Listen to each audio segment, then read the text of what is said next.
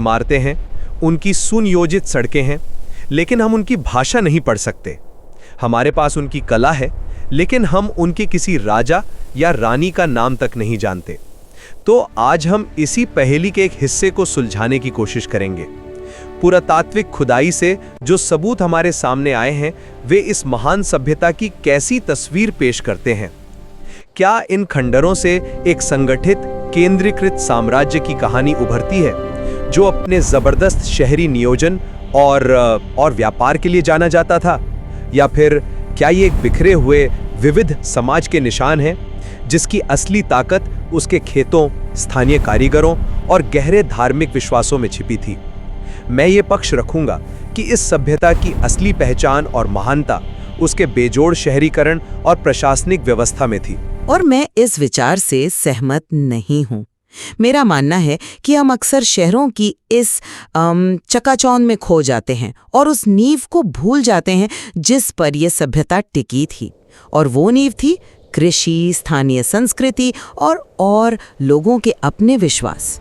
मेरा तर्क ये है कि असली सिंधु सभ्यता शहरों में नहीं, बल्कि उसके गांवों और कस्बों में बसती थी। सिंधु घाटी सभ्यता की सबसे खास बात क्या थी?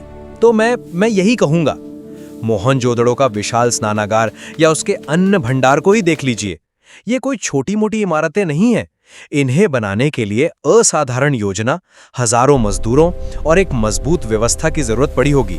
इसी तरह धोलावीरा में बारिश के पानी को जमा करने के लिए जो विशाल जलाशय बनाए गए, या लोथल का मशहूर गोदीवाड़ा जो समुद्री जहाजों के लिए एक डॉकयार्ड था, ये सब क्या दिखाते हैं? ये दिखाते हैं कि ये एक ऐसी सभ्यता थी जिसने संगठन, योजना और बड़े पैमाने पर निर्माण को सबसे ज्यादा महत्व दिया। ये एक ऐसे समाज की निशानी है जो बहुत व्यवस्थित था और जिसका प्रशासन मजबूत था। ये संरचनाएं भव्य हैं, इसमें कोई शक नहीं, लेकिन क्या हम इन पर इतना ध्यान देकर असली कहानी नहीं खो रहे हैं? इन विशाल शहरों को खिलाने वाले खेतों का क्या? मेरे लिए इस सभ्यता की असली पहचान इसकी कृषि निर्भरता, इसके स्थानीय हुनर और इसकी विविध धार्मिक प्रथाओं में है। इसे सिर्फ एक शहरी कामयाबी की तरह देखना इसके असली चरित्र को नजरअंदाज करना है। आप अन्न भंडार की बात करते हैं, लेकिन वो अनाज आता कहाँ से था? कालीबंगा में जुताई किए हुए खेतों के जो निशान मिले हैं, या बनावली में जौ और सरसों के दाने, वो इस बात का पक्का सबूत है कि खेती ही इनकी अर्थव्यवस्था की रीढ़ थी। इसके अलावा कालीबंगा और बनावली के कई घरों में मिले अग्निकुंड बताते हैं कि धार्मिक अनुष्ठान लोगों की रोजमर्रा की जिंदगी का हिस्सा थे। ये सिर्फ बड़े सार्वजनिक समारोहों तक सीमित नहीं थे। और चन्होदड़ो जैसे छोटे शहर जो मनके और चूड़ियां बनाने के लिए मशहूर थे, दिखाते हैं कि स्थानीय कारीगरी और अर्थव्यवस्था कितनी मजबूत थी। मेरे हिसाब से ये एक जमीन से जुड़ी सभ्यता थी, जिसकी जड़ें मिट्टी और विश्वास में थीं। आपने कृषि की भूमिका की बात की और मैं इससे इनकार नहीं कर रहा, लेकिन मैं इसी तर्क को एक अलग नजरिए से देखता हूँ। धोलावीरा की शानदार जल प्रबंधन प्रणाली या मोहनजोदड़ो के विशाल अन्न भंडार सिर्फ खेती का सबूत नहीं है, बल्कि खेती से पैदा हुए अतिरिक्त अनाज, मतलब सरप्लस, को संभालने वाली एक शक्तिशाली संगठित व्यवस्था का सबूत है।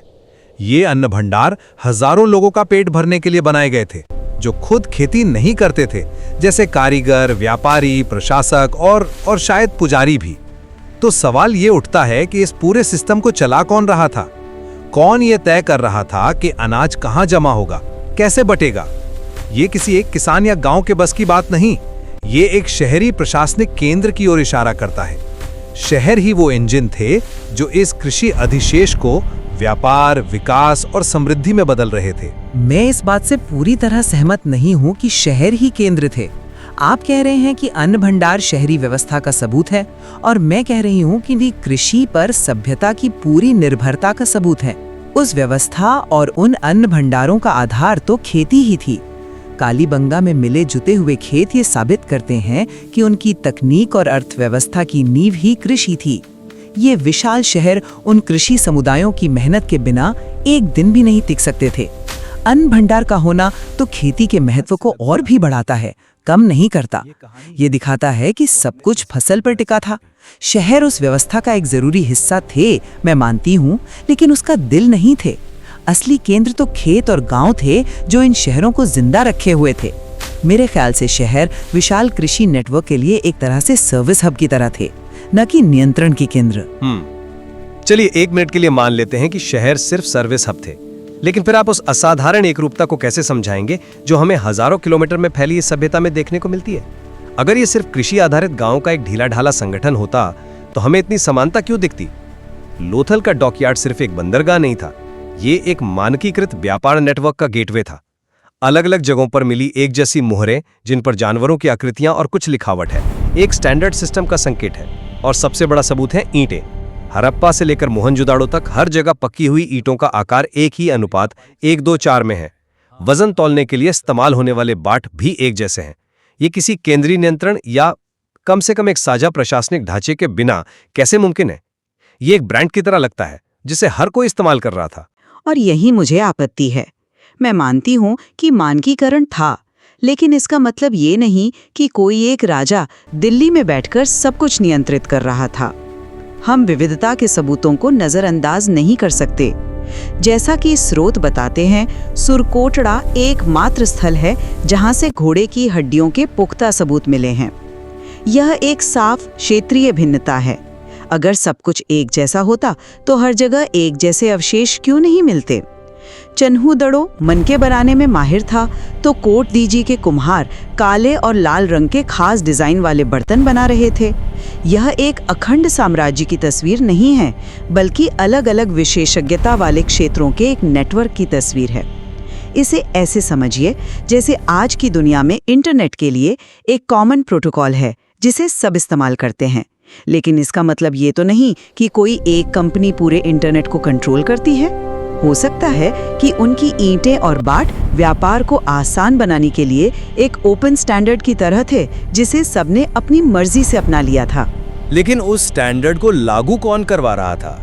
व्यापार में इस्तेमाल होने वाले बाट अगर भरोसेमंद न हो तो पूरा सिस्टम ढह जाएगा। उस भरोसे को बनाए रखने के लिए किसी न किसी तरह की अथॉरिटी तो चाहिए। कोई तो होगा जो ये सुनिश्चित कर रहा था कि 1 किलो का बाट हर जगह 1 किलो का ही हो। यह अथॉरिटी चाहे जैसी भी रही हो, राजा, परिषद या व्यापारियों का संघ, उसका अस्तित्व ही एक संगठित, एकीकृत व्यवस्था